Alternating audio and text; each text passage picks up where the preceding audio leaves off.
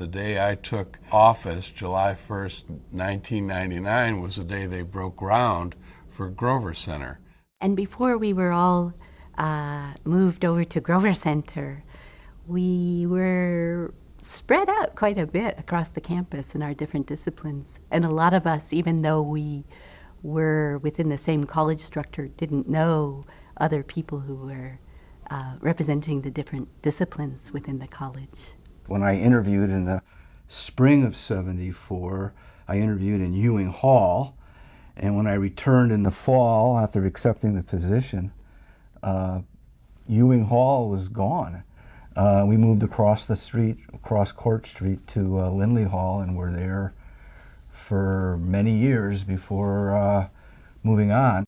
When I was hired, Grover Center was our building. We were the only ones in here, and it was the gymnasium, it was the rec center. So, you know, the Ping Center of today is what Grover Center was at that point in time. I can still walk into the atrium and look up and remember the basketball courts that used to be there, you know, underneath. You know, our training room was okay back then. It was block walls, and I don't even know if it had carpet in it. It had tables like these, not as nice, and it had a big whirlpool that we had to clean with toothbrushes every once in a while. It was something that the first year students did. We kind of rotated. Matter of fact, I wish that whirlpool was still here so I could see it, but it's gone now. So There was a lot of planning that took place before I came here. I had two people in my office, Associate Dean Lee Sabrowski and Assistant Dean Doug Franklin, who managed from our end the entire construction and move-in. And this couldn't have been done without their planning. You know, you rely on good staff and then get out of their way while they do their work. The fact that we came together and have this really nice building was great. And of course, all the technology stuff. I mean, it's wonderful to have the tech-savvy classrooms. The college had to manage that renovation, and then had to manage not only the completion of that, but the integration of faculty into a building and working together in ways they hadn't worked together before. I remember when we met with the architects long before we made the move over to the actual building, they told us there will be these bridges and you'll be walking outside of your academic neighborhood and you'll be waving at the people in other academic neighborhoods. And we all thought that was kind of corny sounding, and you know, we were giggling at the meetings. Once we moved to actual Grover Center, we saw this amazing way that the facility, the actual structure itself, facilitates people connecting across disciplines. It was a wonderful opportunity to move forward and collaborate. Yeah. And it was like coming home to the promised land.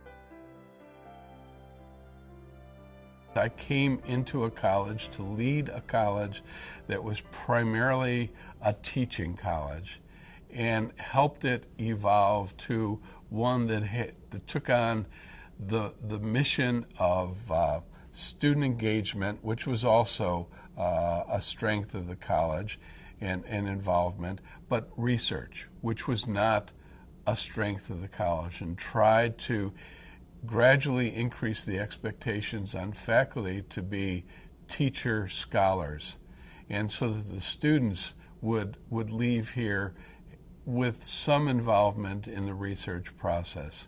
Roger Gilders and I were talking at one time, and when we were, back in the 80s, when we were, I think he was just starting, or he was working on his PhD during that time period too, the college was primarily a teaching college. You weren't pushing the limits on research, and you never heard of anything like a startup package or anything like that for faculty when you're bringing faculty in. Gary Neiman was just new to us, and we had so many opportunities to rethink our research culture and think about how we could build more of a scholarly atmosphere in the college. I think the word sleeping giant was one that Gary and I tossed about back then. We saw the program really had opportunities to advance in the research area.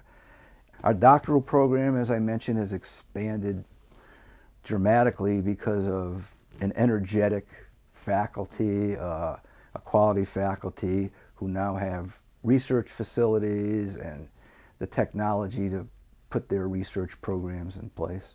Throughout that time, though, I don't think we lost the idea that we're a teaching college either. So the students really get the best of both worlds. They get those people that have really emphasized the research and understand what that's all about, and then they get the people that are working in the clinic and can bring that directly into the classroom.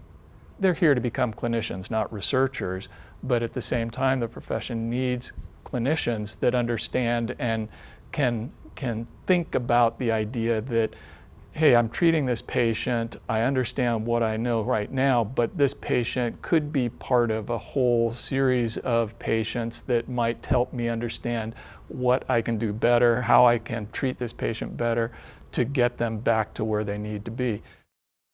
It was very gratifying to see that evolution, and that evolution was evident in the number of publications that faculty have received and the amount of grant funding that the faculty obtained, and all of those have pointed upwards continually since 1999. We were the first to really envision a situation where we would deliver our educational material to large numbers of people. During my tenure, we went from 2,400 to 3,600 on-campus students. So we grew by 40 or 50% here. That we would add another 5,000 students who are online students, distance learning students. I could not have forecasted that, and it's become wildly successful. It's hard to schedule convenient times for working RNs to come into class. So we did some creative structuring. We used the Ohio University Learning Network, which allowed us to offer classes on 3 campuses simultaneously.